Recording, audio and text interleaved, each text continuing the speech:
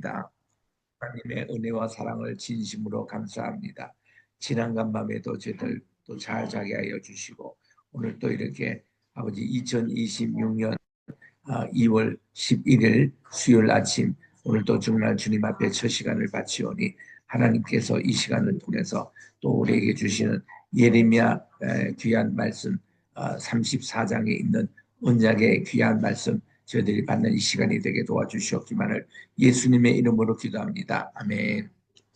오늘은 우리 예레미야서 제 34장 8절부터 9절까지 두 절에 있는 말씀을 같이 합독하도록 하겠습니다. 시드기야 왕이 예루살렘에 있는 모든 백성과 언약하고 자유를 선언한 후에 여호와께로서 말씀이 예레미야에게 임하니라. 그 언약은 곧 사람으로 각기 히브리 남녀노비를 놓아 자유케 하고 그 동족 유대인으로 종을 삼지 못하게 한 것이라. 네, 오늘은 우리 언약에 대한 말씀을 하겠습니다. 미리 말씀드리면은 34장에 우리 그 18절 19절에 가보면은 그 당시 고대 근동의 언약을 어떻게 체결하는가에 대해서 말씀해 주시는 그런 것으로 우리 창세기 15장 8절에도 하나님이 아브라함을 통해서 하나님 이 땅을 우리 저에게 업으로 주신 것을 어떻게 제가 알겠습니까? 어떻게 우리 백성들이 이스라엘에 400년 종살이하고 여기 와서 차지하는 것을 어떻게 알아야 합니까? 그랬더니 우리 주님이 상념된 짐승을 이렇게 잡아다가 가운데를 쪼개라는 것이요.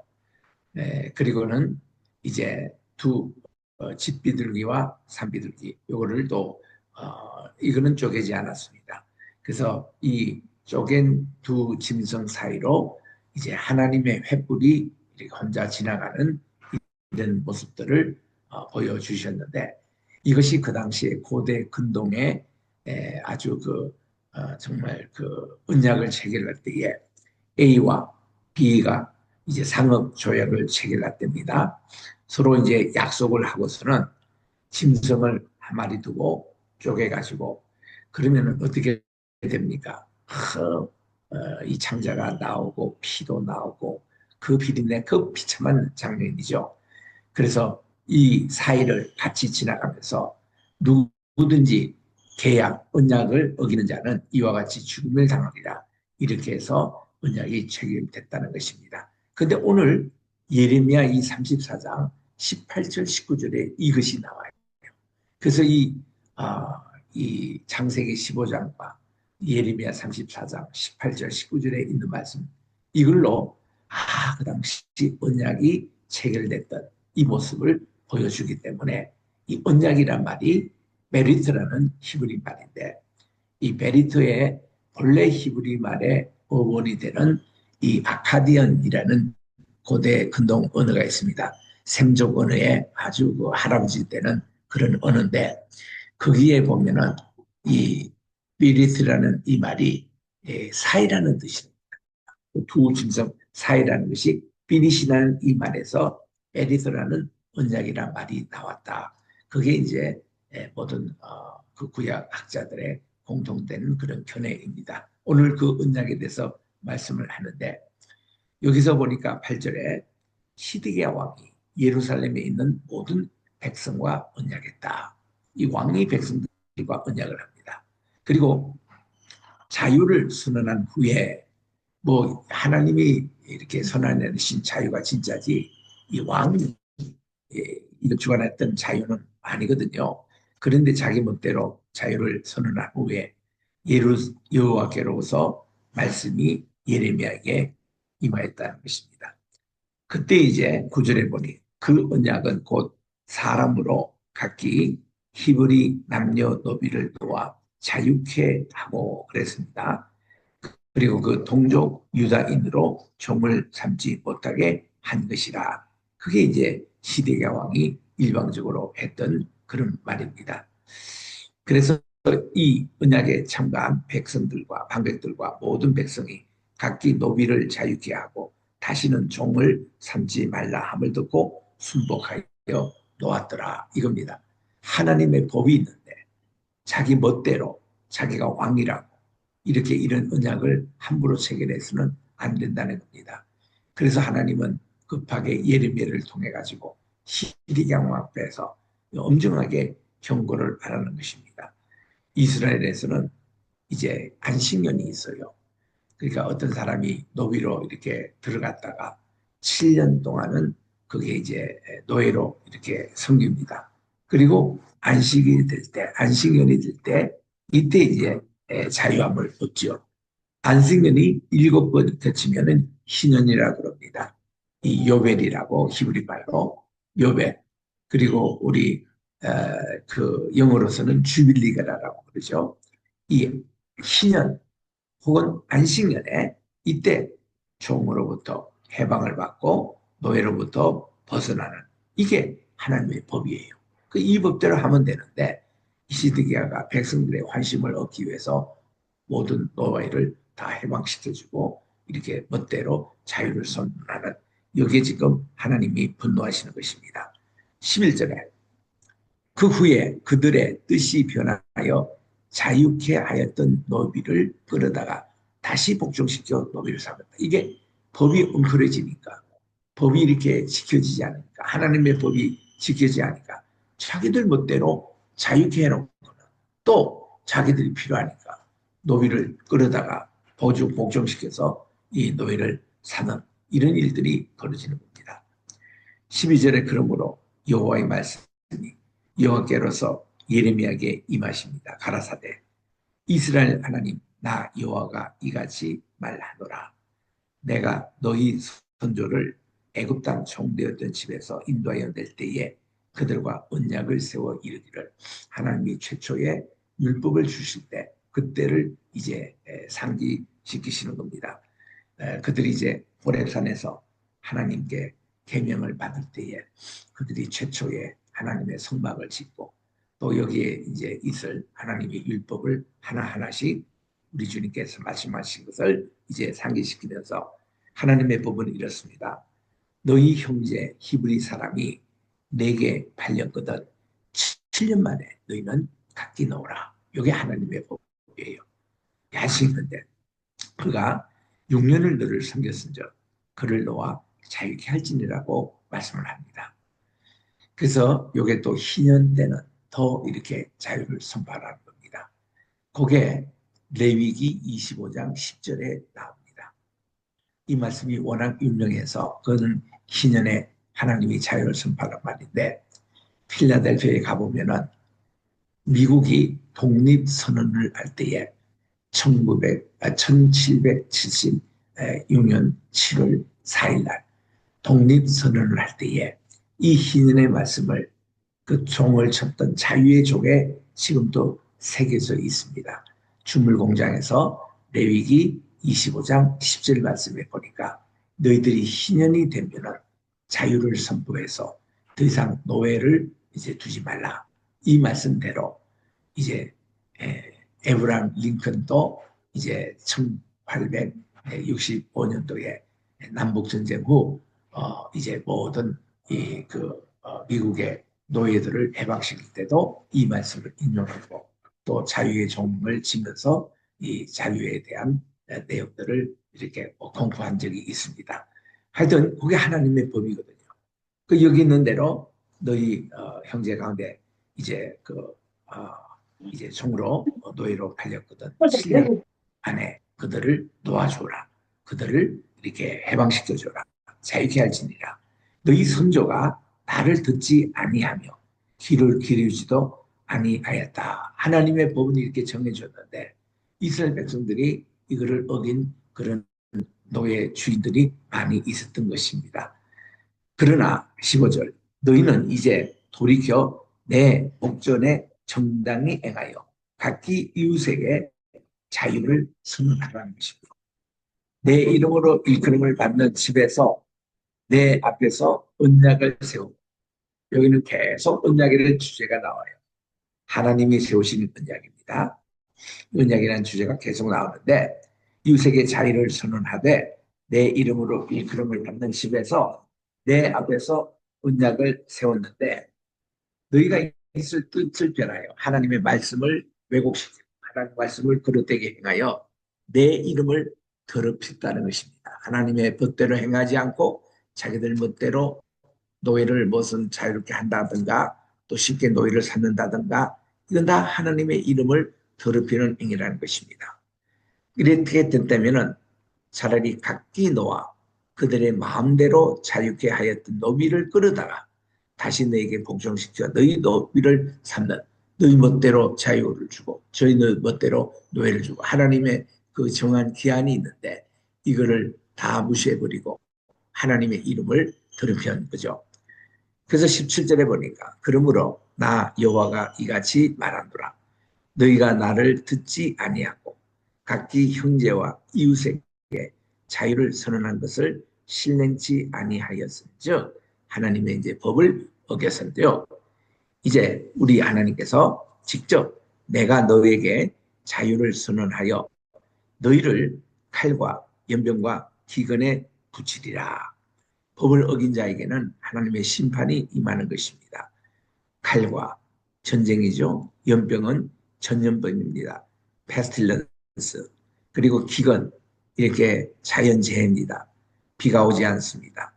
이런 데 붙이리니 나 여호와의 말이라. 내가 너희를 세계 열방 중에 흩어지게 할 것이다.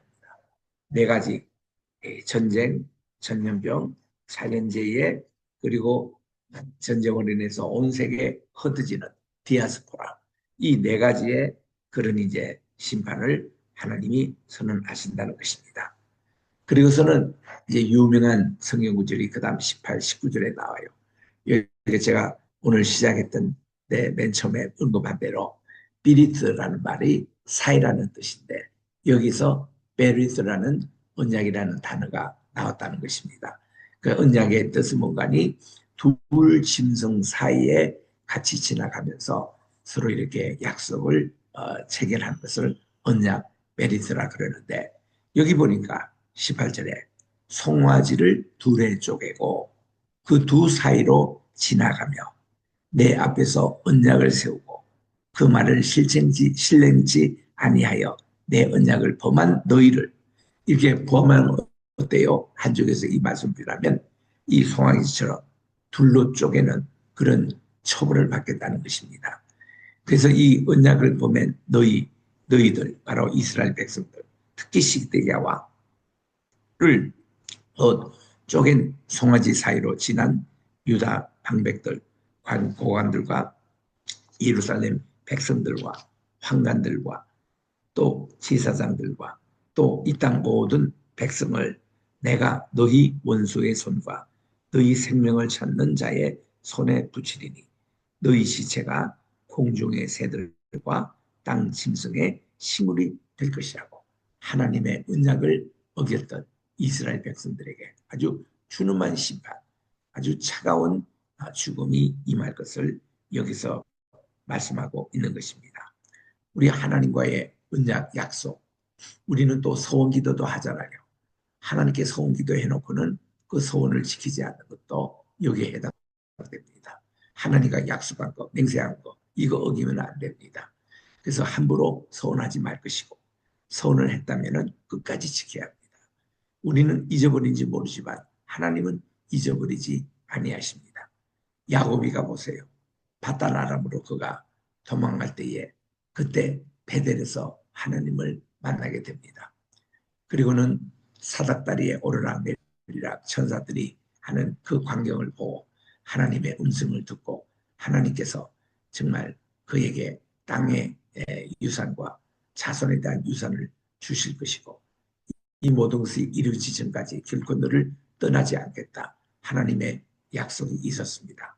그때 야곱이 너무너무 은혜를 받고 그가 일어나서 자기가 돌베개 삼았던 돌단을 이제 세우고 그게 기름, 올리브 기름을 붓고서는 하나님께 이렇게 서원을 합니다. 하나님, 제가 이 고향 땅에 살아서 돌아오게 되면 반드시 이곳에 와서 이 돌로 하나님의 성전을 세우고 모든 소유의 10의 1조를 하나님께 드리겠습니다. 이게 소원이에요. 근데 이 야곱이 그가 20년 만에 이 바단 아람에서 여기에 그 쉐겜 땅으로 돌아왔지만 가나안 땅에 무사히 귀국했지만 베델에 올라가서 하나님께 성전 짓고 예배드린 것은 잊어버리고 있었습니다. 이렇게 우리는 하나님께 맹세, 서원을 쉽게 하면서 잘 잊어버리는 게 우리 인간이에요. 그래서 하나님은 이 서원 맹세를 생각하게 하기 위해서 이 그의 딸인 디나가 쉐겜의 땅에 놀러 갔다가 그 추장 그 아들에게 또 급탈을 당해가지고 이런 불행한 사건이 생겼습니다. 그날 이 형 오빠들이 와서 우리는 할례 받지 못한 집안에 우리 동생을 줄 수 없다고 그랬더니 그분들이 됐던 우리 모든 집안이 다 할례를 받겠다고 그래서 쉐겜 온 마을 주민들 그 남자 나이가 많던 적들 모두 다 할례를 받았어요. 그들이 3일째에 할례 받은 지 3일째가 되면 굉장히 고통이 심합니다. 그 꼼짝도 움직이기 싫어하는 이런 때에 레위와 시몬이 칼날로 그들을 다 죽여버리고 맞았잖아요. 그러면은 야곱은 지금 나그네로 이익이 지금 잠시 살고 있습니다. 그런데 이런 일이 이제 소문이 나면은 주변에 있는 모든 나라들이 이 야곱 집안을 죽이려고 쳐들어오는 그런 가운데 야곱이 잠이 오겠습니까? 그날 밤에 자는데 하나님께서 야곱에게 나타나셔서 그가 20년 전에 베델에서 하나님께 소원했던 것을 기억하게 합니다. 그 지금도 내일에 당장 올라와서 하나님께 예배를 드리라는 거예요. 그제서야 야곱이 자기 잊어버렸던 그 하나님의 그 이제 모든 약속, 이 소약, 이것을 기억하고 집안 식구들 다 깨워서 새벽에 모든 우상들을 다 상수리나무 아래 눕고 그리고 그들이 베델로 올라가서 예배를 드렸던 것입니다. 그래서 하나님이 그의 예배를 받아주시고 이제 이 직접 하나님이 하나님 분대가 돼가지고 이 야곱의 집안을 그대로 호위를 하셔서 주변에 그 부족들이 그들을 침공하지 못하도록 해서 아버지가 사시는 이삭이 사시는 부엘셰바까지 무사히 그들이 건너게 됐던 것입니다. 그때 야곱이 너무 은혜를 받고 이 베델을 엘 베델이라고 제단 이름을 다시 부르고 했던 그것인데 하나님께 했던 서약, 맹세, 약속 우리들은 반드시 지켜내야 합니다. 하나님은 이렇게 지키지 않는 자에게 이렇게 정말 이 언약을 파괴하는 사람처럼 죽임을 당하고 너희 시체가 공중의 새들과 땅 짐승의 식물이 될 것이라고 말씀드립니다. 21절입니다. 또 내가 유다 왕 시드기야와 그 방백들을 그 원수의 손과 그 생명을 찾는 자의 손과 너희에게서 떠나간 바벨론 왕의 내 손에 지대라고 하셨습니다. 그래서 우리는 이 언약을 깨뜨린 시드기야 왕에 대한 처벌 이거를 하나님은 이렇게 그 시청각적으로 이렇게 하십니다. 22절입니다. 나 여호와가 말한다. 보라, 내가 그들에게 명하여 이성에 다시 오게 하리니. 이제 하나님은요, 이스라엘 백성들 지금 전쟁의 방법으로 포로로 끌려가지만 언젠가는 내가 다시 명하여 이성으로 돌아오게 하겠다는 것입니다. 이게 하나님의 약속이에요. 그들이 이성을 쳐서 취하여 불살할 것이라. 이거는 현재 바빌론 군이 와서 이제 이 예루살렘 성을 치고 또 불살할 것인데 내가 훗날 너희들 이거를 회복시키겠다는 말씀이에요. 내가 유다 성읍들로 황무하여 거민이 없게 하리라. 이거는 이스라엘의 죄에 대한 심판입니다. 이 심판이 있고 나서는 언젠가는 다시 포로민들이 돌아올 것이다. 이런 내용입니다. 이제 우리 예레미야 35장에 들어갑니다. 우리 35장은 아주 유명한 그런 또 장입니다. 내용을 잘 보시기 바랍니다. 레갑인들에 대한 내용이 나오는데 이 레갑인은 요나답의 바로 후손들입니다.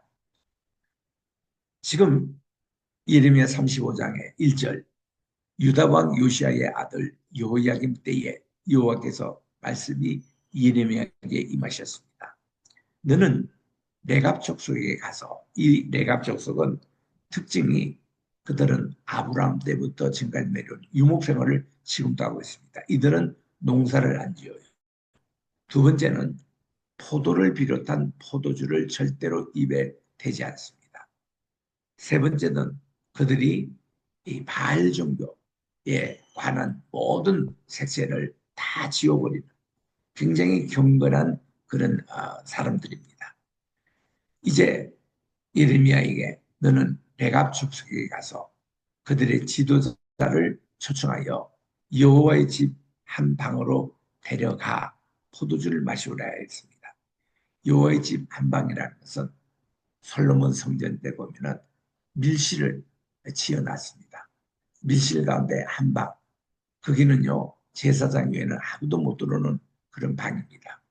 거기에 이 레갑 족속의 지도자들을 초청에다가 거기에 포도주 파티를 한번 열어보라는 것입니다.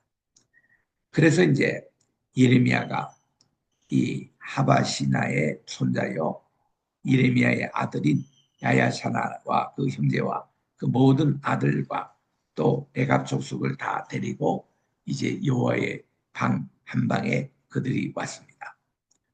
그때 이거는 아무도 들어오지 못한 곳이기 때문에 안전합니다. 보안이 지켜지는 곳입니다. 여호와의 집에 이르러 익다랴 아들 하나님의 사람 하나님의 아들들의 방에 들였는데 이 방은 방백들의 방 곁이요 문을 지키는 살룸의 아들 마세의 방이더라. 아주 보안이 철저하게 있는 방입니다. 예레미야가 하나님의 명대로 레갑 족속 사람들을 앞에 앉혀놓고 포도주가 가득한 사발과 잔을 놓았습니다. 그리고 마시십시오 하고 권했습니다. 그랬더니 그들이 정색을 하며 얘기하기를 우리는 절대로 포도주를 마시지 않겠습니다. 레갑 사람 아들 우리 선조 요나답이 우리에게 훈계한 말씀입니다. 우리에게 명하여 이르기를 너희와 너희 자손은 영영이 포도주를 마시지 말라고 훈계했던 것을 지금까지 우리는 250년 동안 지켜왔습니다. 이거예요. 여러분 그 당시 250년 전에는 북이스라엘이 바로 북쪽 왕국으로 아직 멸망하기 전입니다. 여기에는 그때 왕이 누구였냐면 아합 왕이었어요. 아합 왕의 아버지는 오므리 왕입니다. 오므리 왕 때에 사마리아를 수도로 삼아가지고 이제 했던 굉장히 북이스라엘에서 유명한 왕이 오므리 왕인데 그는 자기 며느리를 저기 그 시돈 지방의 왕의 공주딸인 이세벨을 단자드렸습니다. 그는 그 당시에 이세벨 그 두로와 시돈 이 지방이 솔로몬 왕 때 그 왕궁을 짓고 또 궁전을 건축할 때에 그때 많이 백양목을 위시해서 기술자가 와서 이 왕궁과 또 성전을 지어주기 때문에 그 좋은 관계였습니다. 그래서 시돈의 왕의 공주인 이세벨을 이제 자기 며느리로 삼고 아왕의 부인으로 이제 삼았는데 문제는 거기가 바로 바알 종교의 발상지입니다. 그 이세벨이 혼자 한 게 아니라 자기와 바알 종교에 관계된 이 아세라 그 여신들 다 이래 선지자를 데리고 온 거예요. 그러니까 이들이 졸지에 9대에 여기에 바알 종교가 퍼졌습니다. 오염이 됐습니다. 너무 심각했습니다. 그래서 하나님께서요 급하게 그 건너편에 살고 있었던 요르단과 건너편에 살고 있었던 길랏 사람 바로 이 엘리야를 불러다가 바알 종교를 척결하도록 그렇게 한 거예요. 바알은요 번개와 천둥, 비를 주관하는 신이라고 믿었던 것이 바알 종교입니다. 과연 그러냐? 엘리야에게 이 땅에 가뭄을 선언하라고 했습니다. 이것은 비를 주관하는 사람이 여호와 하나님이시지 바알이 아니라는 거예요. 그래서 엘리야가 이제 아합 왕 앞에서 가뭄을 선포했습니다. 비를 주관하시는 하나님이시지 말이 아니라. 그랬더니 여기에 3년 6개월 동안이나 비가 오지 않았습니다. 이때 엘리야는 사렙다 과부의 집으로 피신하여 거기서 있었습니다. 그래서 이제 3년 6개월 후에 하나님이 이제는 아방 앞에 서서 이제 대결하라는 거예요. 그래서 그들이 이제 엘리야가 나가서 다 갈멜산에 올라가가지고 과연 비를 주관하는 누군지 대결하자. 그래가지고 이제 하나님께 기도했더니 그 엘리야를 접수했던 이세벨 거기는 이 바알의 선지자 450명, 또 아세라의 선지자 400명, 850명 여기 엘리야는 한 명이었습니다. 그래서 하늘의 불이 제단에 떨어지는 게 하는 것이 진짜 비를 주관하시는 분이다. 대결했더니 바알은 땡입니다. 근데 여호와 하나님 이름으로 기도했더니 비가 아주 불이 내려왔습니다. 그리고는 후에 큰 폭우가 쏟아졌던 것이죠. 그런데 이만하면은 이세벨이 항복하고 바알 종교를 접어야 되는데 이세벨이 엘리야의 목숨을 찾고 그랬습니다. 그래가지고는 이런 가운데서 하나님은 엘리야에게 사명을 주셔가지고 이 호렙 동굴에 숨어있던 엘리야에게 너는 내려가서 저기서 예후라는 자에게 이스라엘의 왕의 기름을 붓고 이 아합 왕국을 무너뜨리라는 겁니다. 그래서 이제 엘리야가 내려가서 엘리사를 자기 제자로 삼고 엘리사를 통해서 예후 왕을 세워주는 겁니다. 그리고는 이세벨과 아합은 다 망했습니다. 그리고는 예후가 쿠데타를 성공한 거죠. 이때 그의 모토는 모든 바알 종교를 척결하는 일이었습니다. 그래서 바알 종교를 척결할 때에 이때에 보좌관 사무분이 바로 이분 요나답이에요. 요나답이 예호왕과 함께 모든 바알 종교를 척결하는데 요나답은 그 후에 자기 자손들에게 너희들은 영구적으로 바알 종교 쳐다도 보지 말고 바알 종교가 즐겨 마셨던 포도 또 포도주도 이제 너희들이 절대로 마시지 말고 또 그들이 농경생활에서 나왔던 것이 바알 종교이기 때문에 너희들은 계속 유복생활을 유지하라. 이런 교훈으로 요나답의 자손이 레갑 족속입니다. 이들은 지금까지 예레미야 때까지 이 교훈을 지켜온 거예요. 그 지금 아무리 폐쇄된 예루살렘 성전 안에 이 밀실방이라도 아무도 누가 보지 않습니다. 그런데도 그들은 포도주 마시는 것을 거절합니다. 그래서 예레미야는 신선한 충격을 받아요. 야, 우리 민족에도 이렇게 경건한 사람이 있나 싶어서 이거를 교훈으로 예루살렘 국민에게 교훈을 합니다. 야, 레갑 접속을 보니까 요나답의 그 교훈을 지금까지 지켜서 이렇게 포도주를 입에 대지 않는 이런 사람도 있는데 여러분 좀 정신 차리고 하나님께 회개하시고 이거를 이제 전했던 모델 케이스로 이 집안을 이제 선택한 것입니다. 7절에 보니까 집도 짓지 말고 화정도 하지 말고 이 레갑 족속 이 지금 하고 있는 250년 전에 요나답 그 할아버지가 그 했던 그대로 그들은 지금도 이게 집 짓지 않고 그들은 유목 생활을 합니다. 화정도 하지 말고 농사 짓지 않아요. 포도원도 재배하지 않습니다. 아예 재배조차도 안 해요. 두지도 말고 너희 평생에 장막에 거처하라. 그리하면 너희의 우가는 땅에서 너희의 생명이 길리라 하겠으므로 우리가 레갑의 아들 우리의 손주 요나답 이분의 정식 이름은 조나답 더 사나브 레갑입니다. 이분의 우리에게 명한 모든 말을 순종하여 우리와 우리 아내와 자녀가 평생에 포도주를 마시지도 아니하고 거처할 집도 짓지 않고 아예 포도원도 우리는 만들지 않고 밭이나 종자도 두지 아니하고 장막에 거처하며 우리 선조 요나답의 우리에게 명한 대로 다 준행하였습니다. 여러분 이 조석들이 지금도 살아있죠. 저기에 사우디아라비아 우리 사막 맨 끝자락에 예멘이라는 나라가 있습니다. 석유도 많이 안 나고 잘 사는 나라죠. 예멘 거기에 우리 살았던 분이 그 솔로몬을 찾아왔던 시바 요용도 예멘에 살았던 분이거든요. 그 여기에 가보면은 지금 레갑 족속 요나답의 후예들이 6만 명이 지금도 살고 있어요. 지금도 저들은 유목 생활을 합니다. 아브라함 시대, 우리 조상 시대 때 어떤 생활을 하느냐 보기 위해서는 베두인도 좋지만은 저는 이 레갑 족속을 찾아가셔서 그들의 경건한 생활을 본받으시기 바랍니다. 오늘은 여기까지 하도록 하겠습니다. 하나님 아버지, 오늘도 이렇게 귀한 말씀 예레미야 34장에서는 하나님의 언약 맺는 것, 하나님과의 소약하고 맹세한 것이 얼마나 중요하다는 것에 대해서 말씀을 살폈고, 또 35장에서는 우리 레갑 족속의 후예가 되는 요나답의 후손들, 이분들이 정말 이렇게 경건한 생활을 계속 유지한 것을 예레미야는 정말 이들을 통해서 큰 도전을 받습니다. 하나님 아버지, 정말 우리들도 이런 경건한 생활이 계속되게 도와주시고, 이제 오는 2월 18일 다음 주 수요일입니다. 우리 그 사순절이 시작되는 날인데 일주일 후입니다.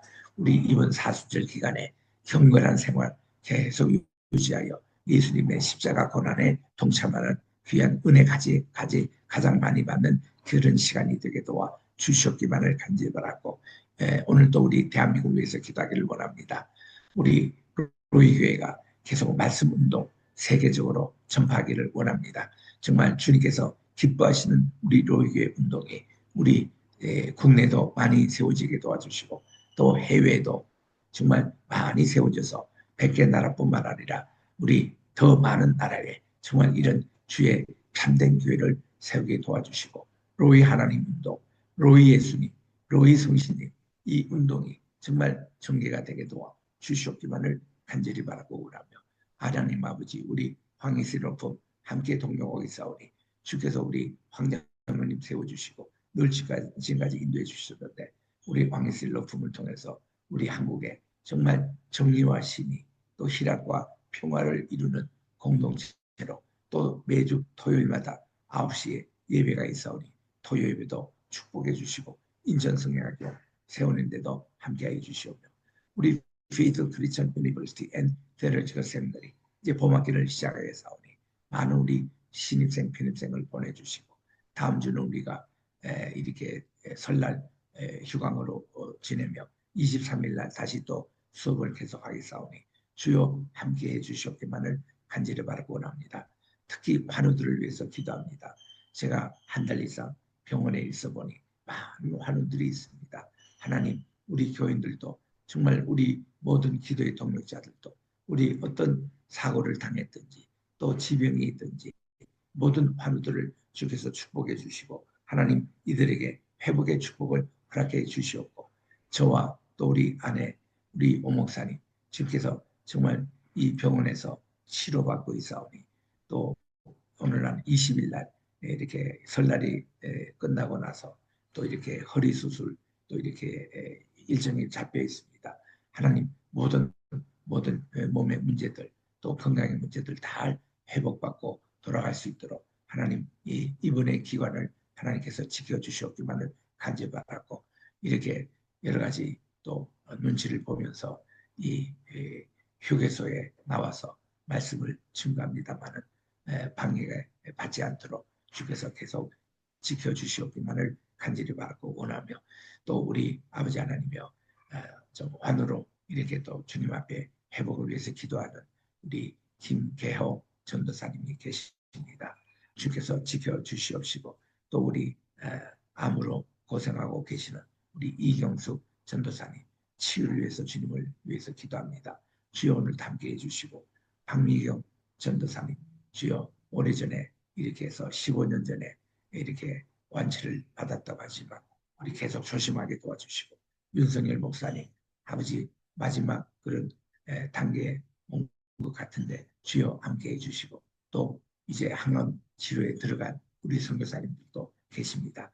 주여 이들 함께해 주시고 정말 건강을 주께서 인도해 주시옵기만을 간절히 바라고, 캐나다의 우리 또 선주 목사님과 또 우리 성진이에게도 오늘 회복의 역사를 허락해 주시옵고, 이제 또 따님 캐나다에서 결혼식이 이번 토요일에 있사오니 모든 다 이식을 잘 마치시고 또 돌아올 수 있도록 그들의 모든 여정의 길을 인도해 주시옵기만을 간절히 바라고 원하며 오늘 또 우리 각자 기도 제목이 있습니다. 하나님 가정을 위해서 자녀의 가정을 위해서 또 우리 손주들의 구원과 또 그들의 가정을 위해서 기도하는 간절한 기도를 주께서 들응답해 주시옵시고 하나님 경제적으로 어려운 분들 또 외로운 분들 주께서 지켜주시고 하나님 제가 이렇게 교통사고의 통증이 오른쪽 왼쪽 이렇게 옆구리로 옮겨가며 계속되고 있사오니 하나님 오늘도 주님 일 가라앉아 주시고 주여 모든 당도 컨트롤되게 하시고 모든 복통도 잘 치유받게 도와 주시옵기만을 간절히 바라고 우리 오 목사님의 또 아버지 왼쪽 다리 수술된 거 정말 또 잘 이거 풀고 또 기부수도 잘하게 도와주시고 또 이제 아버지 이제 하나님 그 모든 이제 수술해야 될 부분과 또 이런 것을 하나하나씩 만져 주셔서 잘 치유되게 도와 주시옵기만을 간절히 바라고 예수님의 이름으로 기도합니다. 아멘. 하늘에 계신 우리 아버지여 이름이 거룩히 여김을 받으시오며 나라의 임하옵시오며 뜻이 하늘에서 이루고 같이 땅에서도 이루어지이다. 오늘 우리에게 일용할 양식을 주옵시고 우리 어리에게 죄 지은 자를 사하여 주고 같이 우리 죄를 사하여 주옵시고 우리를 시험에 들게 하지 마옵시며 다만 하여서 구옵소서 대개 나라와 권세와 영광이 아버지께 영원히 있사옵나이다. 예수님의 이름으로 기도합니다. 아멘.